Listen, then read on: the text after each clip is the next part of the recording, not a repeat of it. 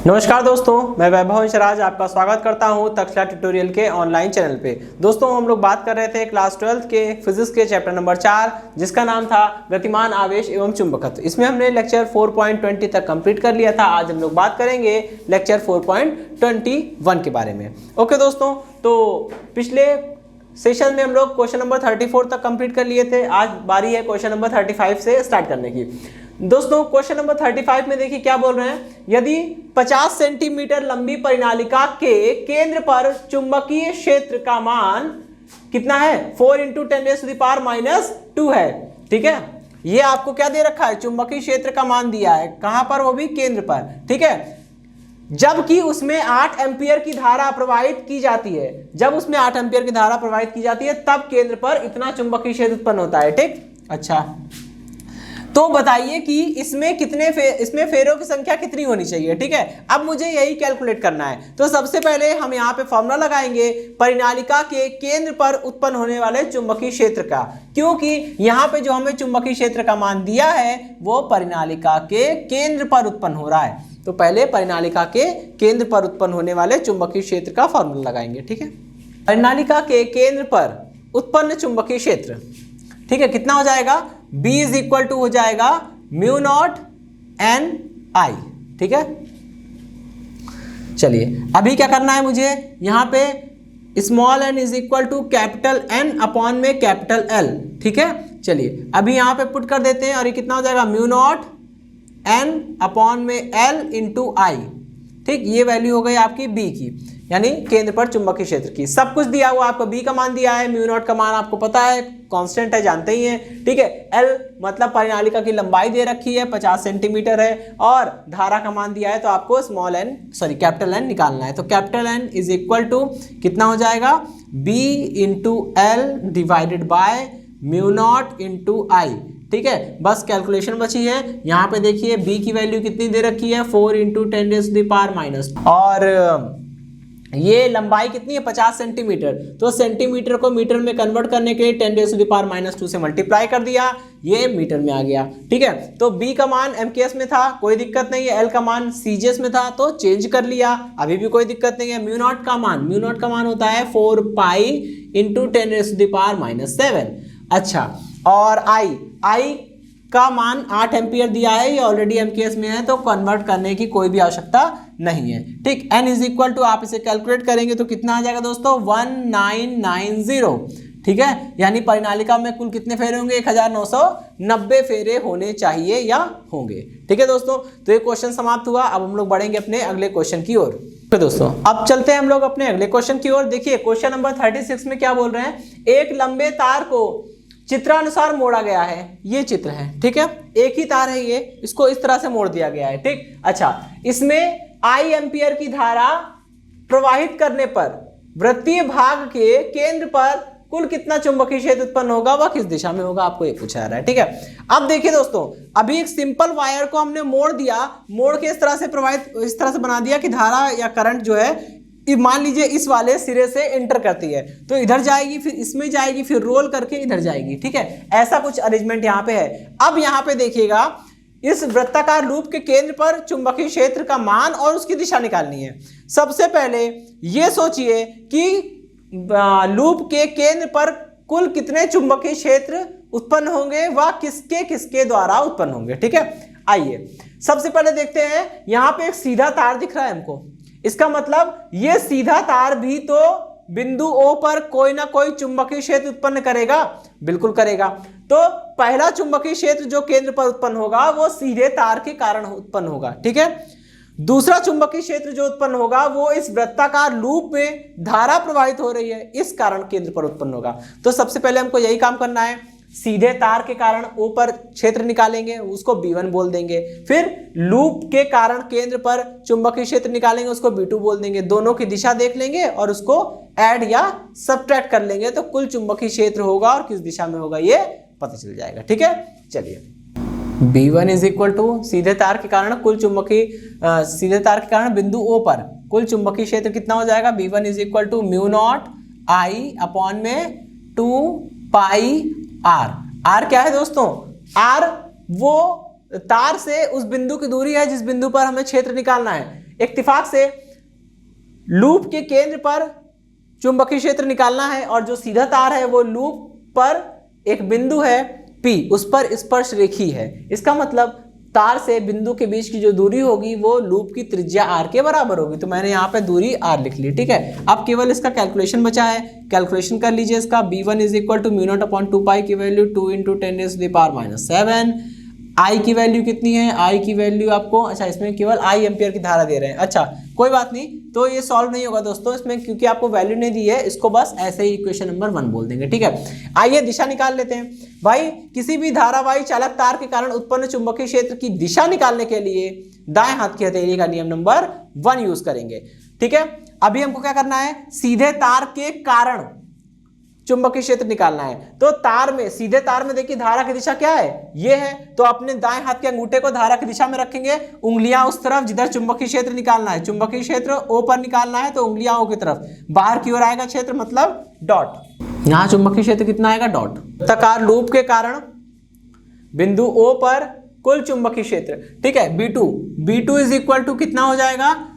अब देखिए वृत्ताकार लूप के कारण केंद्र पर कितना क्षेत्र उत्पन्न होता है, ये होता है म्यू नॉट I अपॉन में 2R, ठीक है, जहां R क्या है, लूप की त्रिज्या है। ये इक्वेशन नंबर 2 हो गई, ठीक। अच्छा अब इसकी दिशा निकाल लेते हैं दोस्तों। देखिए वृत्ताकार लूप को जरा ध्यान से देखिए, इसमें धारा की दिशा जो है वो एंटी क्लॉकवाइज है, और दाएं हाथ की हथेली का नियम नंबर 1 यूज करके हम लोग इसकी दिशा भी निकाल सकते हैं। देखिए ये धारा यहाँ पे देख लीजिए, कोई भी एक पॉइंट ले लीजिए, हमने यहाँ पे एक पॉइंट ले लिया, इस पॉइंट पे धारा ऊपर की ओर है तो अपना अंगूठा ऊपर की ओर, उंगलियां उस बिंदु की ओर जिधर चुंबकीय क्षेत्र निकालना है, मुझे चुंबकीय क्षेत्र O पर निकालना है तो उंगलियां O की ओर है। देखिए धक्का मारने की दिशा में क्षेत्र होगा, यानी भीतर से बाहर की ओर होगा, और जब चुंबकीय क्षेत्र भीतर से बाहर की ओर होता है तो वहां पे उसे हम लोग उस प्रकार के चुंबकीय क्षेत्र को डॉट से रिप्रेजेंट करते हैं, यानी कि सीधे तार के कारण चुंबकीय क्षेत्र भीतर से बाहर है इसलिए डॉट यहाँ पे बना हुआ है, और वृत्ताकार लूप के कारण केंद्र पर जो चुंबकीय क्षेत्र आ रहा है वो भी भीतर से बाहर की ओर है इसलिए डॉट बना है। अब बिंदु O पर कुल क्षेत्र निकालना है दोस्तों, तो कैसे निकलेगा, हम देख रहे हैं बिंदु O पर कुल 2 चुंबकीय क्षेत्र हैं B1 B2, और इत्तेफाक से दोनों की दिशा भीतर से बाहर की ओर है, ठीक है। बिंदु O पर कुल चुंबकीय क्षेत्र, बिंदु O पर कुल चुंबकीय क्षेत्र निकालना है तो क्या करना होगा, B is equal to B1 plus B2, B1 B2 को जोड़ देंगे तो बिंदु O पर कुल क्षेत्र मिल जाएगा। B1 की वैल्यू कितनी है, ये है म्यू नॉट I अपॉन में 2 पाई R, ठीक है, प्लस B2 की वैल्यू कितनी है, B2 की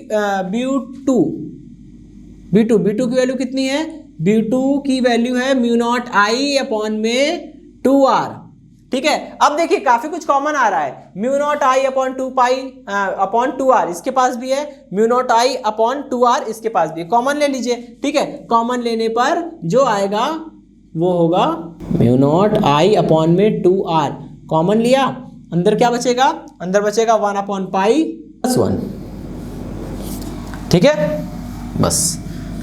तो ये हो गया क्वेश्चन नंबर 3, ठीक है दोस्तों। इतना चुंबकीय क्षेत्र उत्पन्न होगा इसके केंद्र पर, ठीक है दोस्तों। तो ये क्वेश्चन समाप्त हो रहा है, अब हम लोग बढ़ेंगे अपने अगले क्वेश्चन की ओर। ओके दोस्तों, अब हम लोग बढ़ेंगे अपने अगले क्वेश्चन की ओर। देखिए नेक्स्ट क्वेश्चन में क्या बोल रहे हैं, एक लंबे तार को चित्रानुसार मोड़ा गया है, इसमें I एम्पियर की धारा प्रवाहित करने पर वृत्तीय भाग के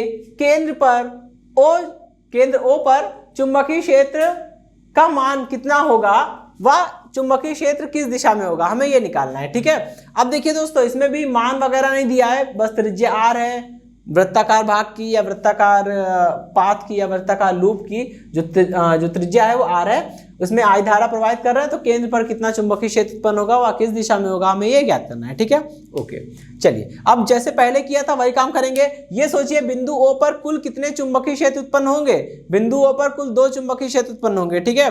पहला चुंबकीय क्षेत्र ये सीधे तार के कारण होगा, दूसरा चुंबकीय क्षेत्र इस वृत्ताकार लूप के कारण होगा, ठीक है। तो दोनों को अलग अलग निकालेंगे, उनकी दिशा निकालेंगे, फिर उनका परिणामी निकालेंगे, मतलब अगर सेम डायरेक्शन में B1 B2 आते हैं तो ऐड कर देंगे, अगर अपोजिट डायरेक्शन में आते हैं तो ज्यादा वाले में से कम वाले को सब्ट्रैक्ट कर देंगे, ठीक है। ओके, तार के कारण केंद्र O पर उत्पन्न चुंबकीय क्षेत्र कैसे निकालेंगे, B1 इज इक्वल टू तार के कारण तार से R दूरी पर स्थित किसी बिंदु पर उत्पन्न चुंबकीय क्षेत्र का मान कितना होता है, म्यू नॉट आई अपॉन में 2 पाई आर।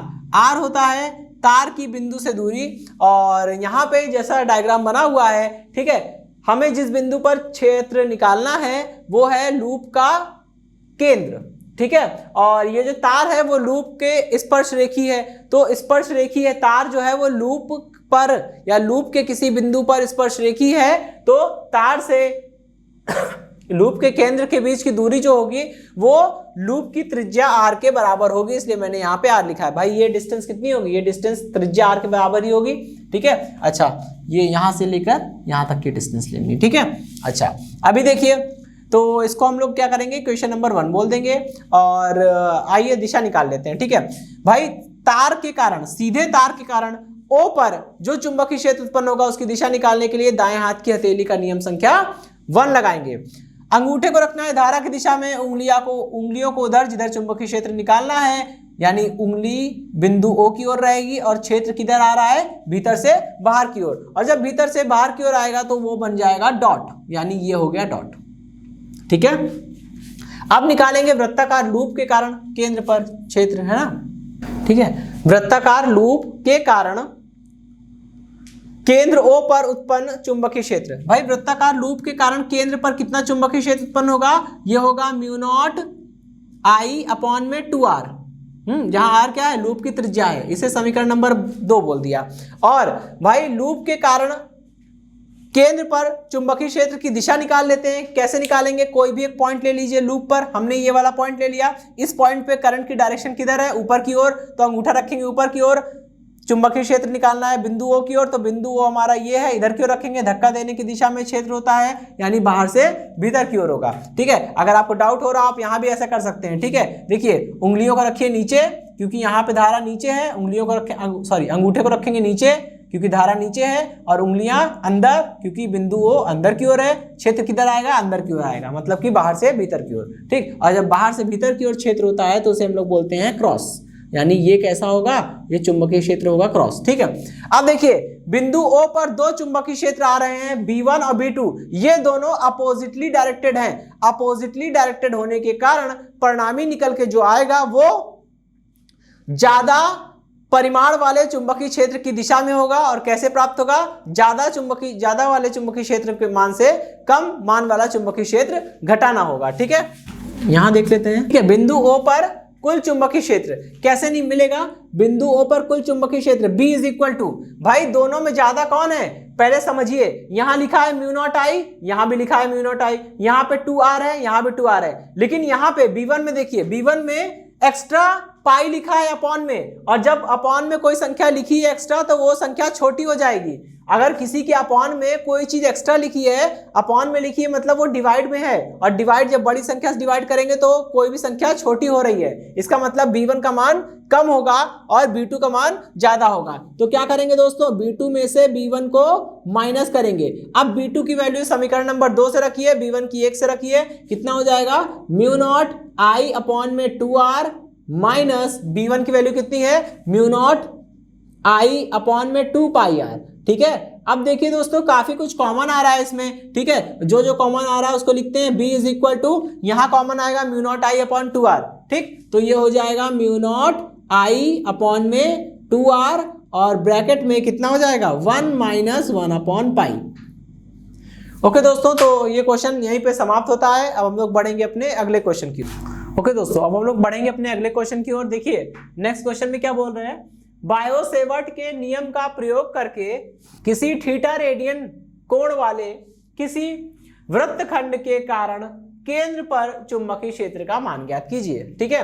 अब हमें क्या करना है, ये एक डेरिवेशन है दोस्तों, ये एक डेरिवेशन है जो कोर्स में तो नहीं है, लेकिन इसके बिहाफ पे कुछ क्वेश्चंस आपके सामने आ सकते हैं। वो क्वेश्चन आपके एग्जाम में भी आ सकते हैं, ठीक है, आपकी कॉपी आपकी किताब में भी दिए गए होंगे, ठीक है। तो इसलिए इसको पढ़ना आवश्यक है, ठीक। इसमें हम लोग क्या करने वाले हैं, बायो-सेवर्ट का रूल लगाएंगे। अच्छा दोस्तों, वृत्तखंड क्या होता है ये आप समझते होंगे। अगर हम एक पूरे वृत्त को ले और उस वृत्त का एक छोटा सा टुकड़ा काट ले, बाकी पूरा फेंक दे, तो जो छोटा सा टुकड़ा हमने काटा है वो क्या है, वो वृत्त का वही वृत्तखंड कहलाता है, ठीक है। आप देख पा रहे होंगे कि अगर हम इसी के जैसे और वृत्तखंड को लाके इसके बगल में रखते चलें तो ऐसे करते करते पूरा एक वृत्त बन जाएगा। ठीक है, ये उस वृत्त का एक छोटा सा टुकड़ा है, इसलिए इसे बोलते हैं वृत्तखंड। ठीक, चलिए अभी क्या है, इस वृत्तखंड का कोण कितना है, थीटा रेडियन, इसकी चाप की लंबाई कितनी है, एल, इसकी त्रिज्या कितनी है, आर। दोस्तों हमने क्या किया है, हमने इसके चाप ई एफ पर एक छोटा सा लंबाई अवयव लिया है डीएल। ठीक है, तो हमें यह निकालेंगे पहले हम कि इस लंबाई अवयव डीएल के कारण, ठीक है, इस लंबाई अवयव के कारण केंद्र डी पर कुल कितना चुंबकीय क्षेत्र उत्पन्न होगा, हमें यह निकालना है। ठीक है, तो पहले लिखेंगे लंबाई अवयव डीएल के कारण केंद्र डी पर उत्पन्न क्षेत्र। लंबाई अवयव डीएल के कारण केंद्र डी पर उत्पन्न चुंबकीय क्षेत्र, कितना क्षेत्र उत्पन्न होगा, यह होगा D B is equal to mu naught upon में 4 पाई इंटू में I D L sine theta upon में आर स्क्वायर। दोस्तों आर क्या होता है, आर होता है लंबाई अवयव को, या सॉरी आर क्या होता है, हाँ आर होता है लंबाई अवयव को बिंदु से मिलाने वाली रेखा की लंबाई। आप खुद सोचे, ये एक वृत्तखंड है, अगर ये दूरी इसकी त्रिज्या r है तो लंबाई अवयव को बिंदु से मिलाने वाली रेखा जो मैंने डॉटेड लाइन खींच रखी है, इस डॉटेड लाइन की लंबाई भी कितनी होगी, वृत्तखंड की त्रिज्या r के बराबर ही तो होगी। तो यहां चेंज क्या करना पड़ेगा, ये r स्क्वायर कर देंगे, कैपिटल R लिखेंगे। ठीक है, क्योंकि स्मॉल r का मतलब केवल लंबाई अवयव से बिंदु के बीच की दूरी होता है, और यहाँ पे वृत्तखंड के केस में लंबाई अवयव और बिंदु के बीच की दूरी वृत्तखंड की त्रिज्या r के बराबर है। ठीक है, और दोस्तों यहाँ थीटा क्या होता है, थीटा होता है लंबाई अवयव को बिंदु से मिलाने वाली रेखा, ये जो डॉटेड लाइन है वो, और लंबाई अवयव के बीच में बनने वाला कोण। दोस्तों लंबाई अवयव ये है, ठीक है, लंबाई अवयव ये है और लंबाई अवयव को बिंदु से मिलाने वाली रेखा ये है। कितने का कोण बन रहा है, अप्रॉक्स 90 का। तो यहां पे रखेंगे थीटा की जगह पे 90 रखेंगे। ठीक है, यहां लिख दे रहा हूं मैं since theta is equal to 90। लेकिन ध्यान रखिएगा दोस्तों, यहां पे ये वाला थीटा मत समझ लीजिएगा, उसको हम लोग अल्फा बोल सकते हैं। ठीक है, यहां मैं अल्फा लिख दे रहा हूं, ये वाला कोण अल्फा है 90। ठीक, चलिए अभी कितना हो जा रहा है, ये बन जाएगा D B is equal to mu naught upon में 4 पाई और ये बनेगा आई डी एल। ठीक, साइन थीटा साइन 90 1 होता है, अपॉन में आर स्क्वायर बचेगा केवल। ठीक है, इक्वेशन नंबर 1।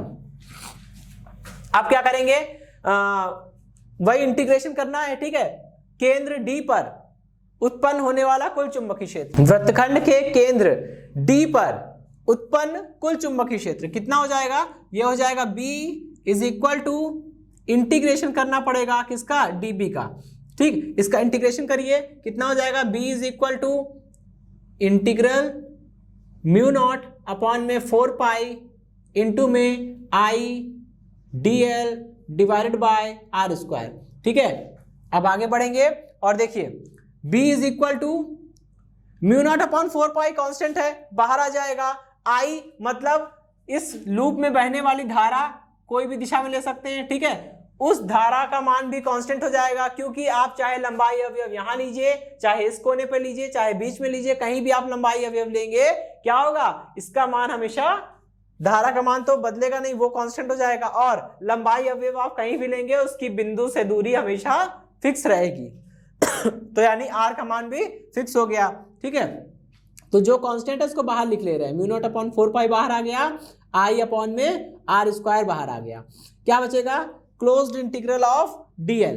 ठीक है, डीएल एक छोटा सा लंबाई अवयव है, डीएल एक छोटा सा लंबाई अवयव है। जब आप उसका समाकलन करेंगे तो आपको क्या होगा, आपको वृत्तखंड के पूरे चाप की लंबाई मिल जाएगी, और वृत्तखंड के पूरे चाप की लंबाई कितनी है, स्मॉल एल है। तो यहां पे रख दीजिए b इज इक्वल टू कितना हो जाएगा, म्यू नॉट अपॉन में 4 पाई और ये हो गया i अपॉन में आर स्क्वायर। और भाई डीएल छोटा सा लंबाई अवयव था, उसका समाकलन किया, पूरे लंबाई अवयव का मान मिल जाएगा, या यूं कह लीजिए इस वृत्तखंड की चाप की कुल लंबाई मिल जाएगी। और वृत्तखंड के चाप की कुल लंबाई कितनी है, एल है। ठीक, अब हम इधर आ जाते हैं, यहां पे देखिए b इज इक्वल टू, अच्छा यहां पे हम इसे स्टॉप कर देते हैं अभी, इक्वेशन नंबर 2। ठीक, अब जरा इधर देखिएगा दोस्तों, ये वृत्तखंड है, वृत्तखंड में हम क्या लगा सकते हैं, कोण बराबर चाप बटे त्रिज्या। ठीक, तो लिखेंगे वृत्तखंड DEF में, ठीक है, लगाइए जरा, कोण बराबर चाप बटे त्रिज्या। कोण कितना है थीटा इज इक्वल टू चाप कितना है L और त्रिज्या कितनी है R। यहां से आप इसका मान निकालेंगे, कितना आएगा L is equal to R into theta. ठीक है, ये क्वेश्चन नंबर 3 हो गई। L is equal to R into theta, ये क्वेश्चन नंबर 3 हो गई। ठीक, अब क्या करेंगे, L का मान समीकरण 3 से उठा के समीकरण 2 में रख दीजिए। क्या होगा समीकरण 2 से, तो B इज इक्वल टू कितना आ गया, ये B इज इक्वल टू ये हो जाएगा म्यू नॉट अपॉन में 4 पाई, ठीक है, और यहां पे हो गया I अपॉन में R स्क्वायर, ठीक, मल्टीप्लाइड बाय L की वैल्यू कितनी है, L की वैल्यू है, अब यहां पे देखिए दोस्तों R, ये कैपिटल R था, ठीक है, यहां पे रखेंगे हम लोग L की जगह पे रखेंगे R इंटू थीटा, एक R से एक R कैंसिल हो जाएगा और जो फाइनल रिजल्ट आएगा वो आएगा B is equal to mu naught upon में 4 पाई इंटू में I थीटा अपॉन में R। ओके दोस्तों, इसी क्वेश्चन के साथ ये सेशन समाप्त होता है। इस सेशन से जुड़े नोट्स प्राप्त करने के लिए डिस्क्रिप्शन में दिए गए लिंक पर जाके क्लिक कीजिए। दोस्तों, आज के सेशन में इतना ही, मिलते हैं नेक्स्ट सेशन में, धन्यवाद।